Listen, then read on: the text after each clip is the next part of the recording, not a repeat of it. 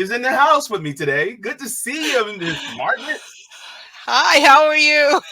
I am an aunt. I have many nieces and nephews, so yes, Yeah, I will that's what I accept said. that. Everybody's favorite auntie. Go ahead, put some respect on her name.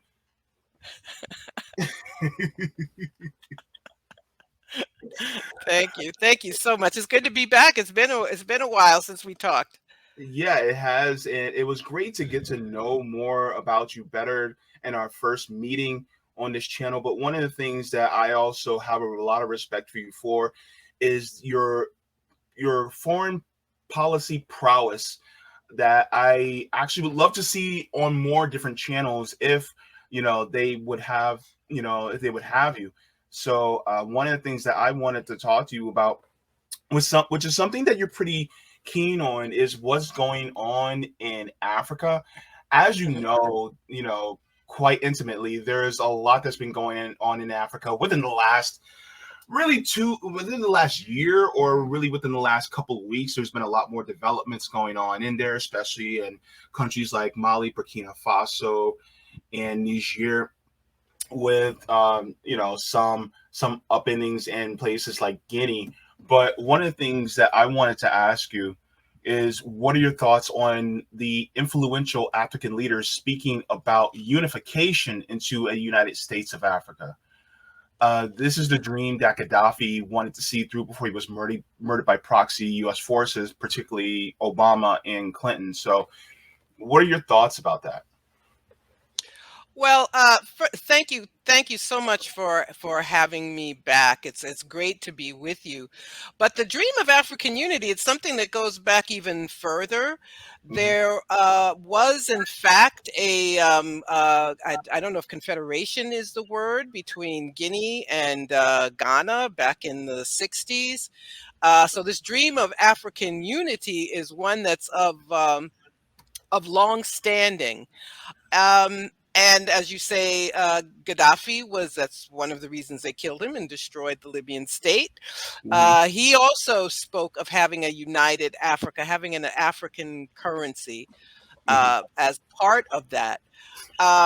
Now there are, the African Union. It was originally the Organization of African Unity, is now the African Union, which is pretty much what it says. It's a grouping of all the 50, 50 some odd. I'm not going to make a mistake and say the wrong number. Hmm. Over 50 African states who try to agree on certain principles. But that doesn't always work. Countries have their own interest, and there's always interference Hmm. from the United States, always interference from the former colonizers, France in particular, that prevents this unity from taking place. And now we have the West using African nations to do their dirty work. So we have Kenya volunteering to join the impending occupation and invasion and occupation of Haiti, and Rwanda doing likewise. And Niger had a coup several weeks ago. Coups are very problematic for Africa Hmm. because they can upend democratic formations. They can upend the will of the people. Hmm. So it's not something I'm in favor of. However, the coup in Niger has brought in the US and France, and they are Hmm. instigating other African nations, such as Nigeria, which borders Niger, to actually invade Niger. Um, and so we have these puppet governments. That's why there has to be African unity, so that Hmm. these states can't be, put off and pitted against one another or against other parts of the world. Yeah, and I just wanted to play this one clip. You probably saw it already, but this is from Julius Malema. He's from South Africa, and he's actually talking about exactly what you were mentioning about really a more united Africa, which, in my opinion, it actually sounds quite promising and positive to me. But let's give a listen to him, and then we'll come out and talk about it on the other side. They don't have borders in Europe. But when it comes to us, they say, no, you must have borders. Why? the division of of Africa is what makes them thrive. They thrive on the division of the African continent. Can you imagine the minerals of DRC combined with the minerals of South Africa and with a new currency based on the minerals? What we can do to the dollar if we become a United States of Africa with our minerals alone? We can collapse the dollar. We can collapse the strong pound that is based on gold, yet they don't have a gold mine. So why do you allow such things? There were no borders, and we must all of us unite in that call.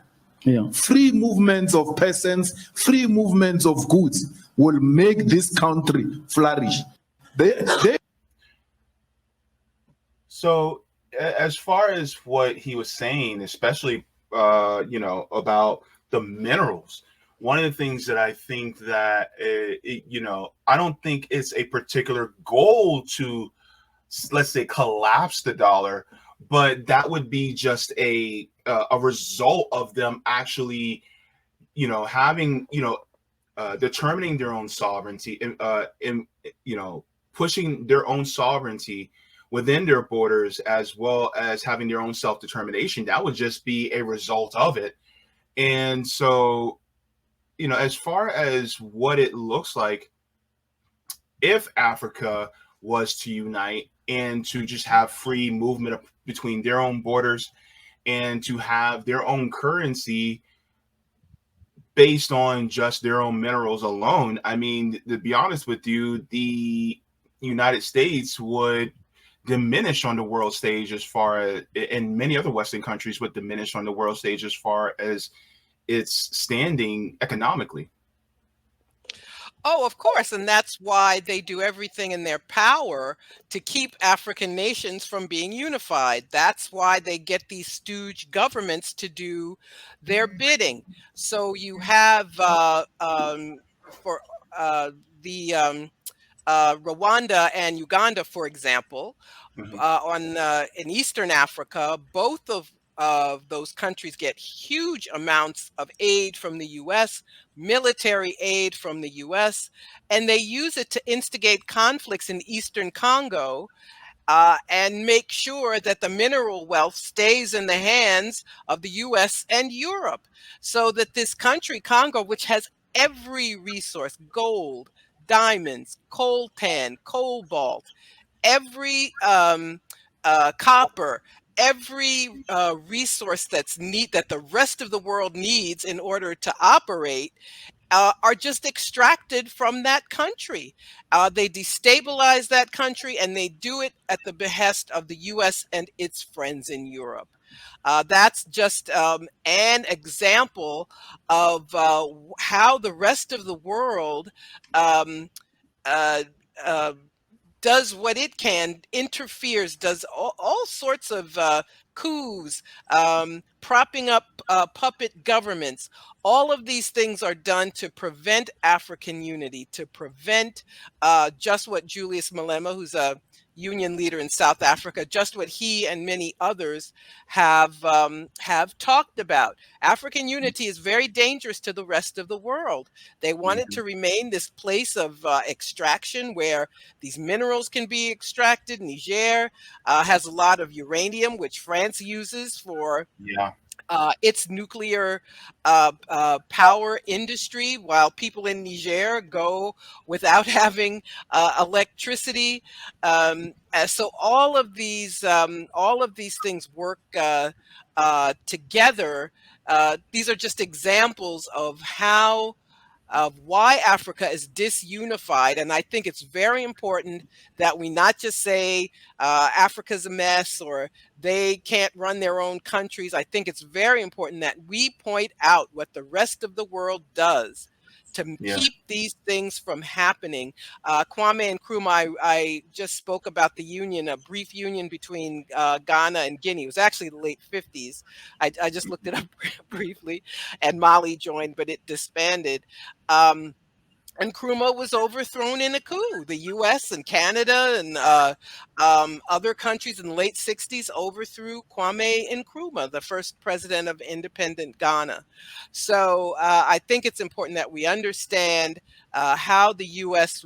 Works to undermine the capitalist world. Let's just put it that way. The capitalist industrialized nations of the world, how they work together to keep Africa from being unified, so that they can be picked off, so that their resources can be extracted. Yeah. One of the things that and I saw this, I was there was a meme that was made that was so beautifully made, but I can't find it right now. But this will have to do.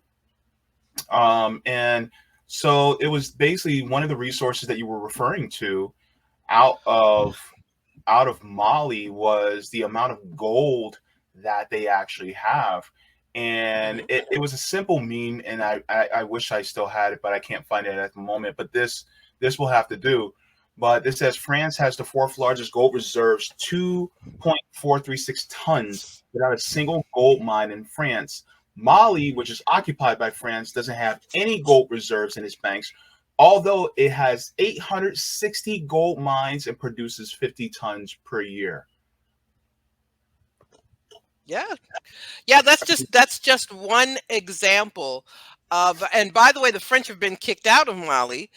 They kicked out French troops, and they want to be finally independent, truly independent, not this paper independence where, there's a new country with the flag, but true independence from countries like France, from the US, from Canada. Has mines. Canada is a huge mining country, by the way. Canadian mines operate all over the world, throughout Africa, in Haiti, in South America, everywhere. That all of these countries um, cease exploiting and just extracting, so that they get all the wealth, and that these countries that ought to be wealthy themselves, who ought to be able to provide for their people, are able to do so. Yeah, and it just goes to show there's actually an issue that I saw about a day ago, where they actually found, if this will work, they actually found more oil reserves in Niger, as far as and they're talking about wanting to stop uh, basically oil thieves, I guess you can call them, in Niger. Um, and as soon Yeah, as I I can, was not I was not aware that there was oil in Niger. I'm not surprised though. There's yeah, oil all over Africa. mhm, Nigeria has a lot of oil. I think Gabon has a lot of oil. yeah, But it doesn't help the people. It's, the way the world is set up, and the way the capitalist world controls the global south. It's almost like a curse. So you have countries that have uh hmm, I had not seen that before. Countries that have environmental degradation, they have corruption, they have interference from the outside, because they have resources. And the problem is capitalism. To let's not let's rip the Band-Aid off and just name the culprit. hmm, Because of capitalism, we have countries that are destabilized from the outside, and if and in more socialistic formations, you would have resources that work for the benefit of the people. Or it could just be, there are nations that say you can't extract from our country unless you manufacture in our country. So you can't take. I'm forgetting it. It's in many South American countries that's used for electric cars, at any lithium, that you can't take our lithium unless you manufacture it. I think Bolivia now has that as a policy. So all of these are things that African people want to see, but it's going to be difficult because you have economic power, you have military power that's used against them time after time, in country after country. yeah. This is out of Vanguard. It says military airstrikes destroy illegal oil refining sites in Niger Delta. And it says fighter aircraft in Nigerian Air Force on Sunday destroyed illegal oil refinery and distribution sites operated by oil theft criminals in the Niger Delta. Director of the the Nigerian Air Force Public Relations and Information, Air Commodore Edward Gapwet, confirmed the strikes, noting that the Nigerian Air Force aircraft simultaneously disseminated several criminal elements operating in various parts of the country. So it's getting serious out there, as we can see, because it's a little confusing, because when they say the Niger Delta, that could mean Nigeria, and I'm checking here very. If you look at a map, and I'm hoping people do, there's a river, the Niger River. It flows through both Niger and Nigeria, and the delta of the Niger River is in Nigeria. So this might be referring to, though I saw the other footage you had about oil in Niger. So if they refer to the Niger Delta, they are probably referring to Nigeria, where the river Niger spills out into the ocean. Okay. So thank you so much. It's confusing. Yeah, because the thing is that the country's names it's like, okay. I know. Look, okay. I used to you're gonna laugh at me for this, but when I was little, I used to call Arkansas Arkansas, because I went by the spelling. Yes, yes, it's Arkansas. My mom and my brother kept saying, "No, it's Arkansas." So I'm like, that doesn't make any sense. It's Arkansas. It should either be. No, it's Arkansas. I'm like, it should be Arkansas and Kansas, or Arkansas and Kansas. It's like so. Right? But you have these two. Well, the most confusing thing in Africa, there are two countries with the name Congo. One is the Democratic Republic of Congo. For years, it was known as Zaire. Then they went back to Congo. Meanwhile, there's another country also called Congo, Republic of Congo. So people say Congo Kinshasa or Congo Brazzaville to try and distinguish them. But yes, Niger and Nigeria being close to each other, and both having the river, which is called the Niger River. That's what we call it here. I'm guessing in Niger they call it the Niger River. But at any case, that's very interesting issue in Nigeria. It's an oil-rich nation, but you wouldn't know it to look at it, and that's because of all of the things that that I just mentioned. Yeah, definitely. And so, as far as my next question, I wanted to ask is, as far as we're seeing from West African nations like Mali, Burkina Faso, and Niger, do you see a civilian government implemented over the next year or so, or do you expect the military to maintain control?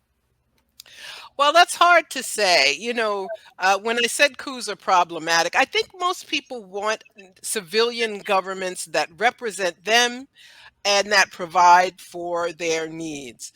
It seems as though this coup in Niger does have popular support. Excuse me, the president who was ousted was seen as being a puppet of France. So, excuse me. So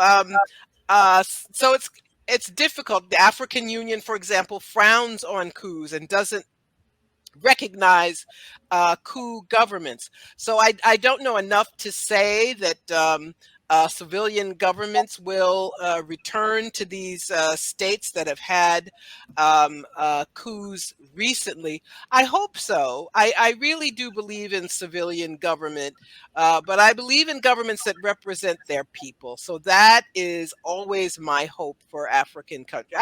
It's my hope for this country that we have governments that represent our needs instead of the government we have.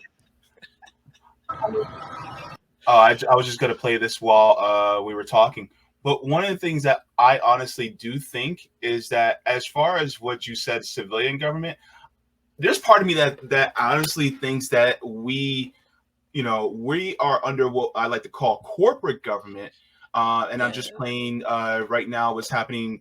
It's not right now, but happening in a few days ago in Niger, as they are surrounding a French military base and they're telling the French military to go home. It's kind of like reminds me of Sister when they said, "Go home, Roger." It's basically what's going on here. They're telling France to go home, vamoose, so to speak. And so, as far as our government here in the United States, I'm gonna be honest with you.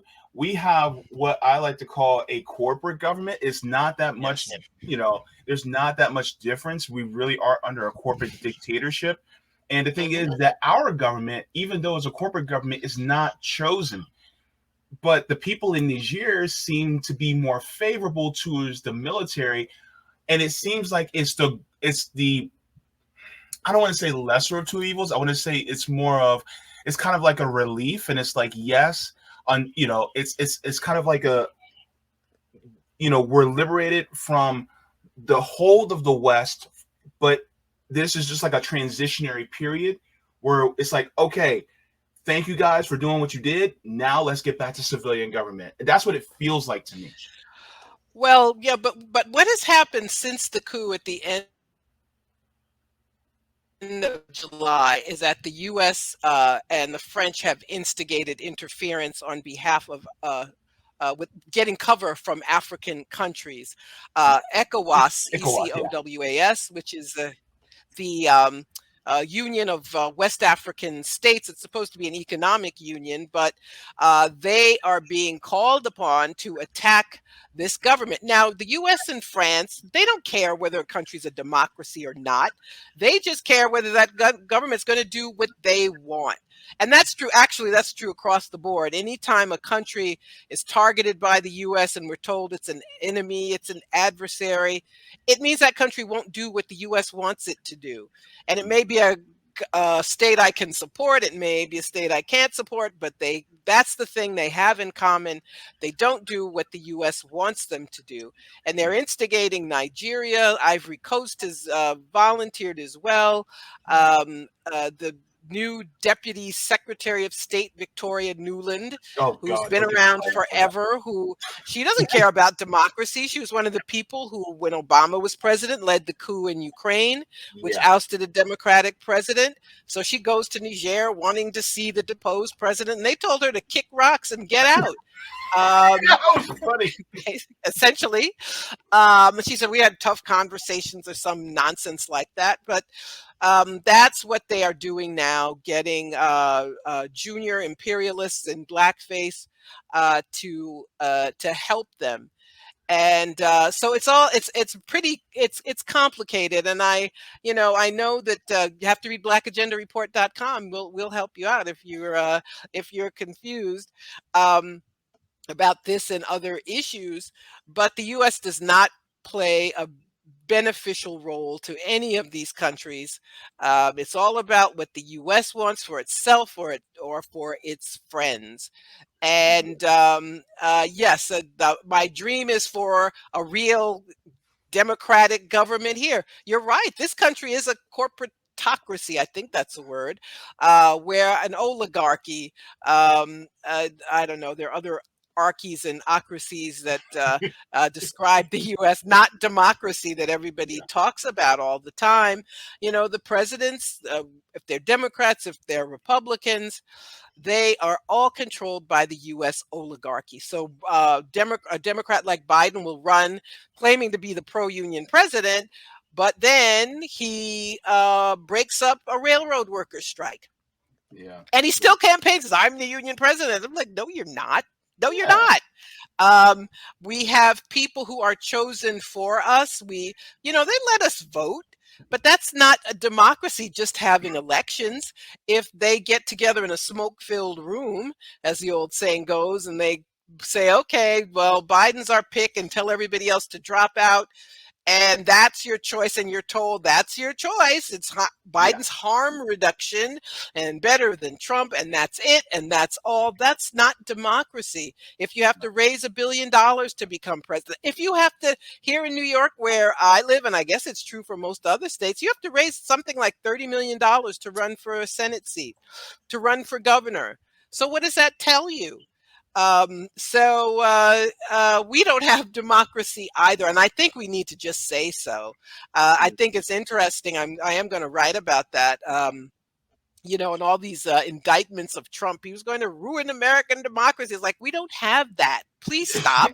You know, Yeah.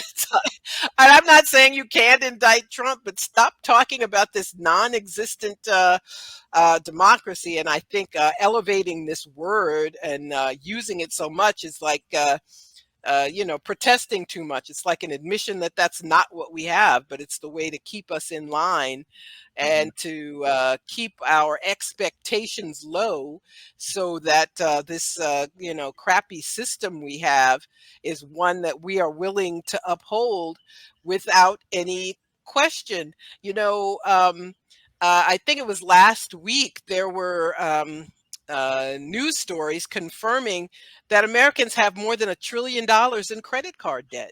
I saw that. That was crazy. I mean, if that doesn't show you how Americans are struggling, that doesn't show you how little the system does, if you look at the emergency measures during COVID, which have now disappeared, millions of people have been kicked off of Medicaid, have lost their SNAP benefits, and that's not a democracy. That is an oligarchy, and austerity, which doesn't just refer to government spending, but it's a program of keeping people in a state of precarity, keeping people living on a knife edge. That's what the oligarchs want. Why do you think the minimum wage hasn't gone up? They don't want it to go up. Why do you think we don't have Medicare for all? They don't want us to have it. They don't. Because insurance companies and pharmaceutical companies, they all make a lot of money. They don't want to change that. And so these, you know, there's no, and I say that because sometimes people act like these things are mysterious, and I'm making the case that they are not.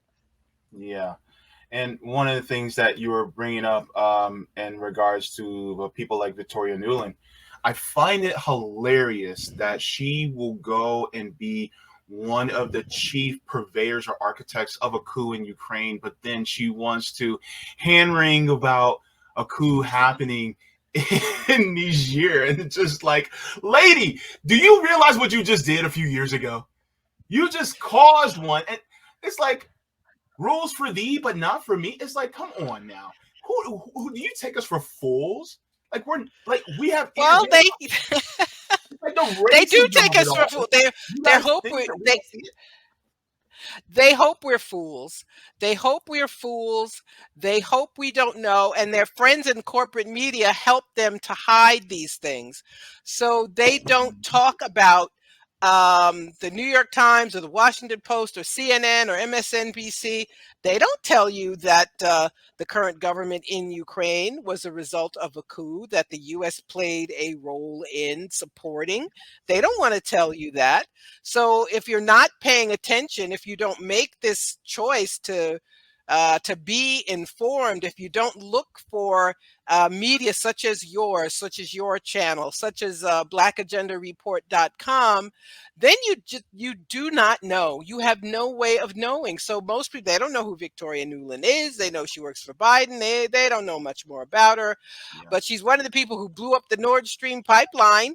And she practically admitted it. I have to bring this up. She was testifying before Congress, and this is shortly before the Seymour Hersh story broke. She said, well, I'm happy the Nord Stream pipeline is a hunk of metal at the bottom of the sea.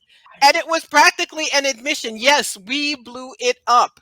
Yeah. And Seymour Hersh, I refer to the investigative reporter who wrote a 5,000-word article on his Substack, which gave us the receipts. Anybody with common sense knew the U.S. had done it. Yeah. But he explained how they did it, how Victoria Nuland and Biden and Blinken and Jake Sullivan all plotted this, and Germany, being a good vassal, has chosen to go along and say nothing about its loss of sovereignty under the UF. I've gotten a little further afield, but as I talk, I start to think of it's other okay. things. Because it's just funny. It just goes how, you know, the hubris of the United States. That's like standing in the elevator, just you and one other person. You hear a rip, and then you hear them say, "Excuse me," but then you go, "You just passed gas," and then they go, "No, I didn't." I'm like, "You just did. You said, 'Excuse me.' You let it rip." You know, that's what the United States is like. It's just obnoxious and rude. It's just like, oh, what the hell is wrong with you? Sorry. I I promise I'll know come it's up like, and but behave in front of you. it's a good, For some it's a reason. good, it's a colorful example, but you have hit the nail on the head. Um, but this is what when Trump was in office, we were always hearing about collusion, and there's a direct collusion between the Yeah. state and the corporate media, and they Mhm. allow all of these things to be hidden. And I saw, and I can't remember which network it was, and there was a story. Um, uh, why the U.S. must go into Niger. And I was like, what do you mean must go They gotta into go nowhere. Niger? What are you talking about? Yeah, stay First of all, there the at U.S. home. already has a bit, talking about things that are hid from us. The U.S. Africa Command, AFRICOM, has bases all over Africa, including Niger, where there's a drone base. Um, and but any difference from that narrative, anyone saying no, the US doesn't have a right to decide what happens in Niger. Yeah. You don't, no one who says that is going to have an op-ed in the New York Times or the Washington Post. Mhm. So it's very unfortunate that people here are kept in the dark, and that's done quite deliberately. Yeah, yeah, and in fact, just going back, it's going on to my third question. What motivations do you think would cause the military leaders to keep control of the governments, especially once after the French and by extension the West is fully ejected from their nations? Well, I think it depends on the country. I think people all over the world want independence. They want to be independent from other states in general, unless they can find a puppet to make sure that this control continues. Hmm. Um, but and the U.S. and France play a role in that. They train all of these military people. So there was a Yeah. bit of confusion when the coup first started. It's like, oh, the coup leaders were trained by the U.S. They were all trained by the U.S. or they were all trained by France. In this case, it didn't mean they were doing what the U.S. wanted, but by being so involved in these countries, the U.S. promotes this strong man uh, um, uh, policy where civilian governments can be undone by the military if that's what the U.S. wants. They just did that in Pakistan.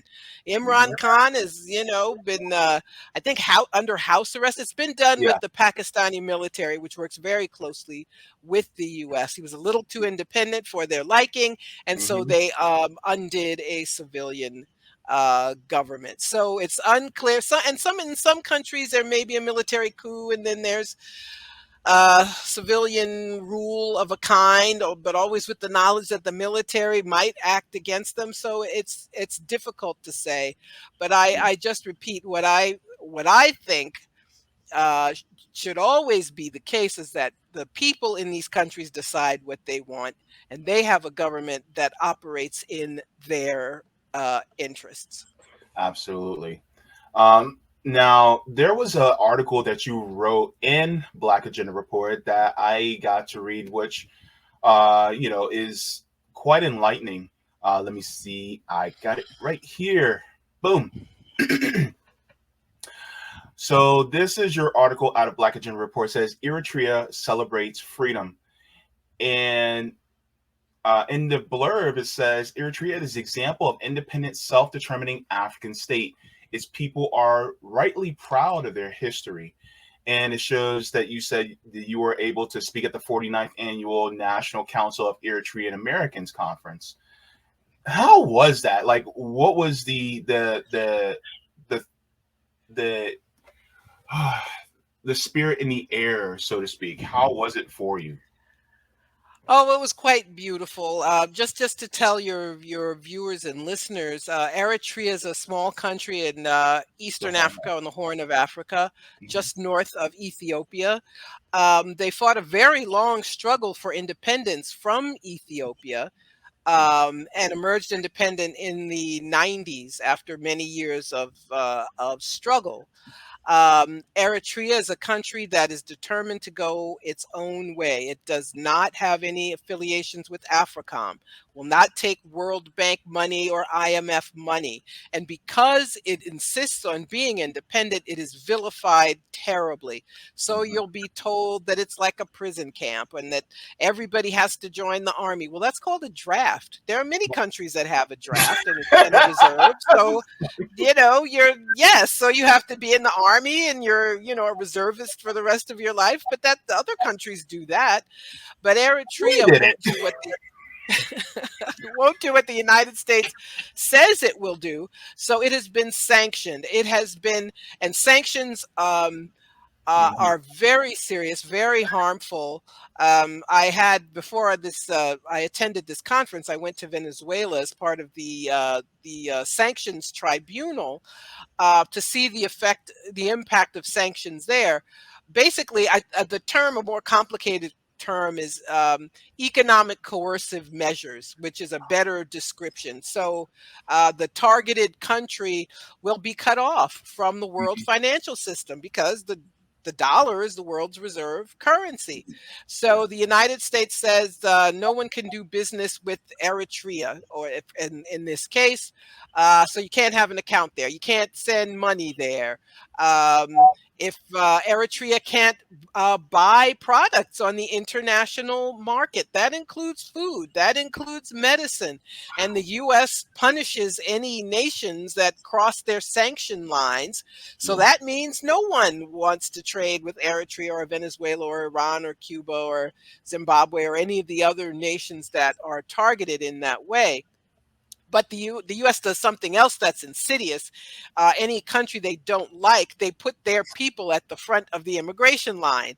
So Cubans, Venezuelans, Nicaraguans have a right to ask for asylum just because of where they're from. And that's what happens with Eritreans. So Eritreans were placed at the front of the line. And so what happened? Many people from that region claimed to be Eritrean who were not. So Ethiopians, Sudanese would say they were Eritrean. And then you would see these stories, a jillion people have left Eritrea. Well, except most of them aren't Eritrean. They're not.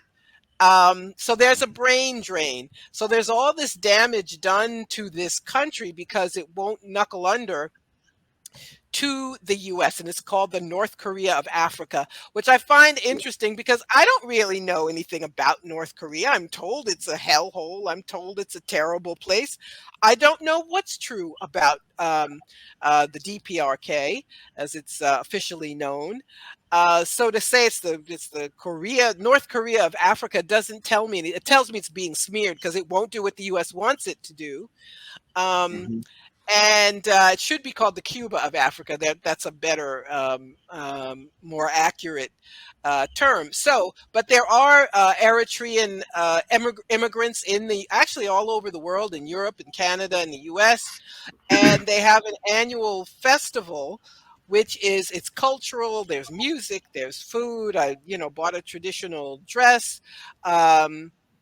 And a conference, and then ending with the festival. So it was very inspiring. And the people at this festival are supportive of their state, their homeland. They're supportive of Eritrea, and they do as much as they can to counter the vilification, to counter the false narratives that are told about the country. Black Agenda Report always, as in other things, took the lead in exposing these lies about Eritrea. The late Glenn Ford, our co-founder and the driving force behind Black Agenda Report, he was a huge champion of Eritrea and of telling their story. And as a result of this connection with Glenn, I've continued the relationship. We've had interviews and articles about Eritrea, and I was invited to speak at this event. And I entitled it "Celebrates Their Freedom" because Eritrea is a free country. It's free of all the entanglements we just talked about. Former colonizers, the U.S., the coups. They have maintained their independence. And this small country of 6 million people represented by 9 different ethnic groups, um, is a free country still struggling after. So I mentioned they fought a war for independence with Ethiopia. The two governments are now work together. The U.S. was trying to overthrow the government of Ethiopia for the past 2 years, instigating a civil war there, and Eritrea and Ethiopia worked together and were united in their effort to fight against this U.S. interference. So the spirit there was quite beautiful, Yeah. for people to celebrate their country, which has it suffers, as I was pointing out, from these economic coercive measures, these sanctions, but the country's going its own way, and is providing for its people as best it can, and has the support of most immigrants. There is a weird thing, though. There are people who are not supportive of the government. Some are Eritreans, some are Ethiopians, who disrupt these festivals. There was a festival in Sweden the week before, the one in Seattle, and they basically trashed the place. It was I guess you could call it a riot. So that's an odd thing. But those disruptive forces do not represent the Eritrean people.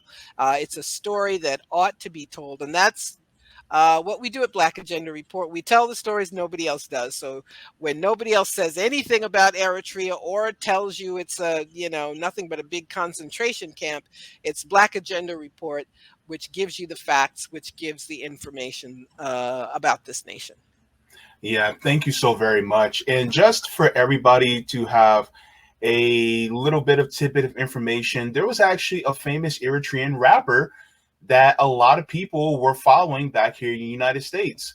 And his name was Nipsey Hussle. He's actually an Eritrean, of Eritrean nationality. So a lot of people didn't realize that, but yeah, he's Eritrean. So just, let Yeah, you guys he was, know and I met his father. I met his dad at the festival. Really? I saw this gentleman throughout the days. I didn't know who he was, and we ended up at the same table on the final night I was there, and he was introduced to me, and this is Mr. Askedam. I hope I'm not butchering his last name, but Nipsey Hussle's dad was there. That's so cool. You got to meet. Yes, it Oh was. man. Wow. Because he was actually trying to build up the community. I think it was in California, in Southern California. He was trying to build up the community, economically, and he somehow he was murdered. Yeah. And it's like, what's behind that? I don't know. But at the same time, could it have just been a coincidence? I'm not sure. But yeah. Well, his dad was I was told that his dad was a very political person. Married an African American woman, and Nipsey Hussle. I wish I could remember his birth name.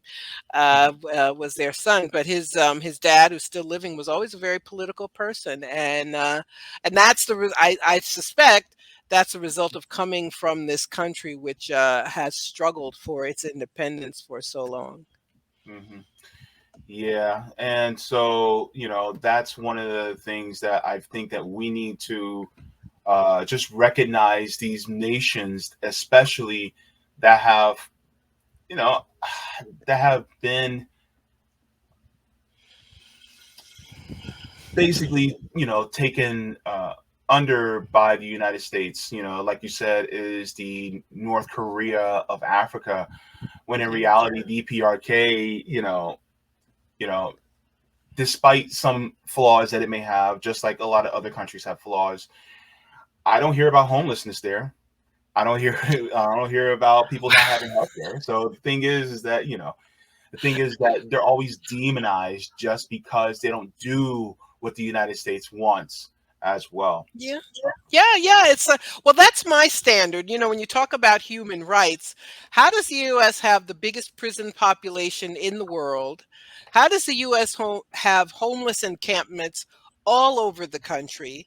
medical debt, student loan debt, low wages, and talk about human rights. I don't understand how the U.S. can brag about human rights or condemn other countries and then violate the human rights of other countries. As what have we been talking about? How the U.S. will decide they want some different person in power in another country, and they will disrupt an election or cancel an election. Or Hillary Clinton canceled the election in Haiti. She didn't like who won. She forced them to have another election. And I think about that every time I see her face. It's the kind of thing that the U.S. has always done. So when the U.S. talks about human rights elsewhere, it's something that we have to remember. It's the chamber pot calling the toilet white. I'm just telling you, it's crazy. You know, sorry. I love that expression. I'm gonna steal that.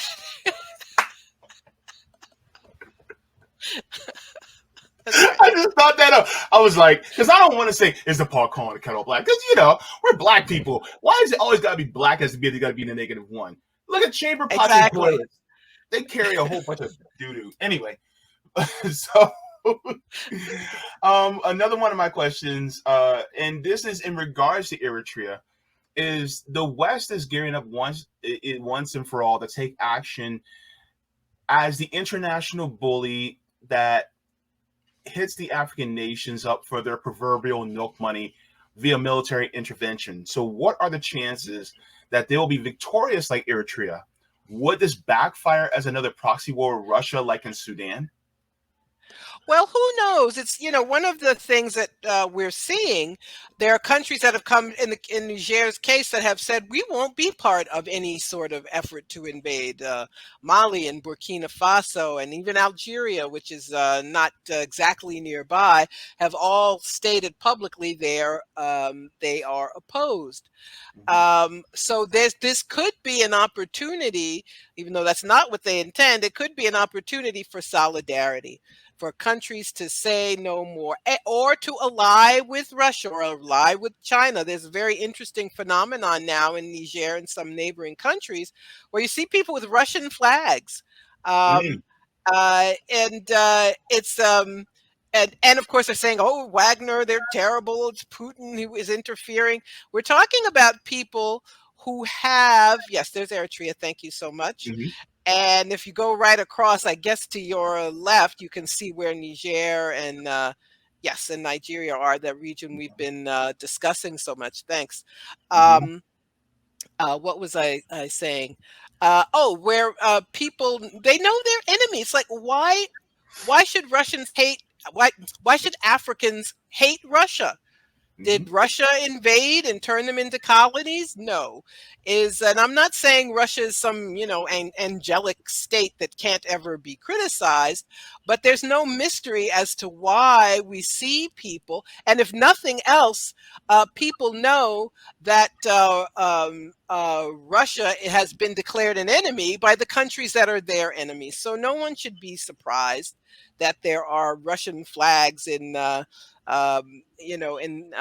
African nations, or that they invite Wagner, the private army that operates out of Russia, that it invites them in. It's their right. And I think when we discuss foreign policy, we always have to say that countries have a right to act in their interest. If they believe it's in their interest to be friendly with Russia, that's their right, and it's no one else's business, and it's nothing for the United States, no reason for the United States to involve itself or to do business with China. That's nothing for the U.S. to determine. It's for people in those countries to determine and to decide for themselves who their friends will be and what direction they want their countries to take. Well, I mean, you think about it. Look at what Russia did. They forgave over $20 billion of debt from African countries, the same as what China did. China also forgave a lot of debt from African countries, and Russia wants to continue sending grain to African countries so that they can, eat. And then you also have China continuing the Belt and Road Initiative, building up the infrastructure in many African nations. They're doing it what we like to call soft power, where they're actually helping them build themselves up, and they're basically catching flies with honey rather than with vinegar. And so the United States wants to punch people in submission, whereas countries like Russia and China are massaging the feet of the African nations, saying, hey, would you like to work with us? So it's like, am I going to go with somebody that's going to beat me in submission, or am I going to go with somebody that's going to massage my feet? Because my corns are tired now. Well, you're absolutely right. Countries have a right to self-determination. They have a right to sovereignty. And the U.S. does not have the right to send their, maniac deputy secretary of state to try to tell. Well, that's what they all are, actually. Over to Niger to try to undo something that happened in that country. So that, yes, you're correct. And there was recently a summit of African nations in Russia. And the countries, and there was, all this anti-Russia propaganda. Well, only X countries, there are 50 some odd African nations, only 17 showed up. Well, that's because the U.S. pressured many of them not to attend. Now, unlike Biden's Africa summit, where people were just gathered together for photo opportunities, every head of state who attended the summit in Russia got some FaceTime with Putin. And that was more respectful of those countries. So we shall see what happens there. But you're right. Russia forgave debt. China forgave debt. The World Bank has not forgiven any debt. The IMF hasn't forgiven any debt. And these arrangements are also, we don't have a time to talk about. These arrangements are terrible. Countries get money if they promise austerity, if they promise to get rid of price controls, if they promise to let their people starve, then they get these horrible loans. You mentioned the Russian grain, when they sanctioned Russia in this effort to, what did Biden say, turn the ruble to rubble, which didn't work. They sanctioned, and as I said, they would sanction any country that did business with Russia. So there are African nations who bought grain and fertilizer from Russia, and U.S. sanctions prevented them from getting food. So now they want to talk about this grain deal and say, Putin is starving Africans. It's the West that started that. And a lot of that grain goes to European countries. A lot of it goes for animal feed. So it's a complicated story. So it's not like Vladimir Putin is taking food out of little babies' mouths in an African country. No, and it's kind of funny because the thing is that when you look at all these countries, it's always about resources, and it's like, no, if you can't have your own, if we can't have your resources, you can't have them. And it's like, wait a minute, this is my resources. I can do whatever the hell I want with my resources, but you guys are saying that I can't do that. Like, who the hell do you think you are? And the interesting part is, and I just want to share this. This actually shows this is out of Eritrea. This is why they're doing what they're doing in Eritrea. Look at the minerals. It says mineral resources in Eritrea include gold, zinc, copper, oil, potash, limestone, gypsum, iron ore, and natural gas. Eritrea's greenbelt also hosts precious and base metal coverage about 70% of the country. That's thousands and thousands of square miles. Oil and gas, fertile soil, wildlife, forest covered fishery, and diverse climate. So this is a beautiful, gorgeous country that, truth be told, if they could, if they actually just wanted to be a puppet government so that they can. Yep. That's always what it is. It's the money. Oh, sure. It's always the money. And if Eritrea complied and did what the West wanted it to do, they wouldn't care how their people were treated. They wouldn't care if they had a draft, if they didn't have a draft. Excuse me. None of that would matter to them. None of it would matter at all. No. So that was my final question. By the way, if you guys have not, then you guys need to go to Black Agenda Report because they do an amazing job at reporting. You are one of the editors and chief editors at Black Agenda Report. Let them know what they can find you, Miss Margaret. Sure. blackagendareport.com. We have a new issue every Wednesday. Black Agenda Radio. We have interviews on Friday. Of course, we're on, yes, that's our current issue, until tomorrow. And we're on Twitter, of course. I'm on Twitter. Freedom Ride Blog is my Twitter handle. And we urge all of you to check out our work. And I thank you very, very much. It's been a pleasure as always. Thank you so very much for coming on. And it's always an honor and a pleasure to have you. Thank you. Thank you very much. Have a good day. Bye-bye. Bye.